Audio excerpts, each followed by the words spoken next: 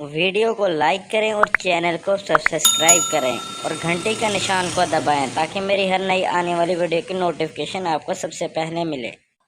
کسی ملک میں ایک بادشاہ حکومت کرتا تھا۔ اس بادشاہ نے اپنے گھر کے باہر ایک بہت بڑا دالان بنایا تھا۔ اس دالان میں بہت سے جانور رہتے تھے جو صبح شام کام کرتے تھے۔ کام کرنے کی شرط یہ تھی کہ بادشاہ کی ملکہ خود کھانا پکا کر انہیں کھلائے، لیکن ملکہ بڑی سست عورت تھی۔ وہ ہر روز کوئی نہ کوئی بہانہ ڈھونڈ لیتی، کبھی کبھی تو وہ جانوروں کو سرے سے کھانا تک نہ دیتی۔ تمام جانوروں نے اونٹ کو بادشاہ کے پاس ملکہ کی شکایت کے لیے بھیجا تو اونٹ نے بادشاہ سلامت سے کہا، بادشاہ سلامت، ملکہ ہم پر بڑا ظلم کرتی ہے۔ وہ ہمیں کئی دن تک کھانا تک نہیں دیتی۔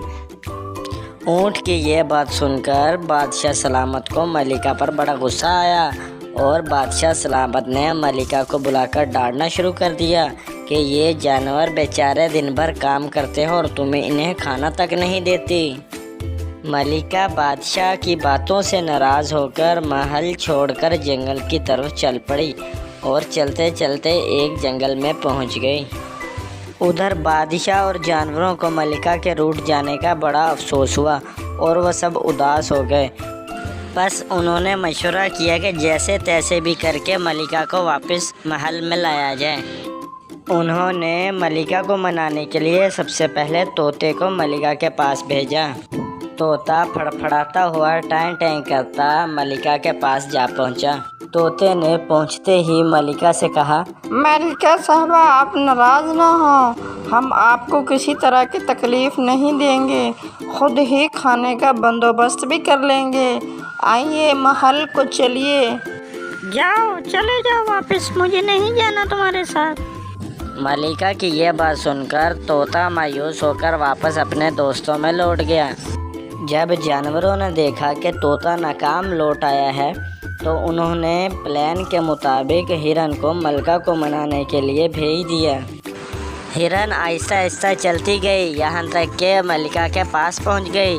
ہرن نے پہنچتے ہی بڑے ادب سے ملکہ کو سلام کیا اور ملکہ سے کہا، پیاری ملکہ، ہم نے اپنے پیارے طوطے کو آپ کو منانے کے لیے بھیجا لیکن آپ نہ مانی، تو اس لیے میں اب آپ کو لینے کے لیے آئی ہوں۔ میں آپ سے وعدہ کرتی ہوں کہ ہم آپ کو کبھی بھی تنگ نہیں کریں گے اور اپنے کھانے کا انتظام بھی خود ہی کر لیں گے۔ ہرن کی یہ بات سن کر ملکہ نے اسے بھی واپس جانے کا حکم دے دیا اور ملکہ واپس جانے کو تیار نہ ہوئی۔ جانوروں نے جب یہ دیکھا کہ ہرن بھی مایوس لوٹ آئی ہے تو انہوں نے اونٹ کو ملکہ کے پاس بھیجنے کا فیصلہ کیا کہ اب اونٹ ہی ملکہ کو منا کر لائے۔ اونٹ چلتا گیا اور چلتے چلتے وہ جنگل سے ہوتا ہوا ملکہ کے پاس پہنچ گیا۔ ملکہ کے پاس پہنچتے ہی اونٹ نے کہا، پیاری ملکہ، پہلے ہم نے اپنے پیارے دوستوں کو آپ کو منانے کے لیے بھیجا لیکن آپ نہ مانی۔ چلیے میں اب آپ کو لینے آیا ہوں، میں آپ سے کھانا بھی نہیں مانگوں گا اور ویسے ہی آپ کا خیال رکھوں گا۔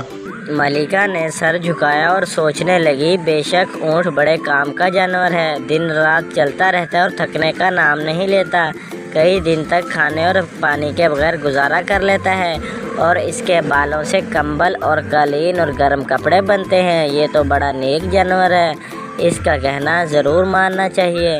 یہ سوچ کر ملکہ اونٹ کے ساتھ واپس جانے کے لیے رضامند ہو گئی اور واپس محل کو چل پڑی۔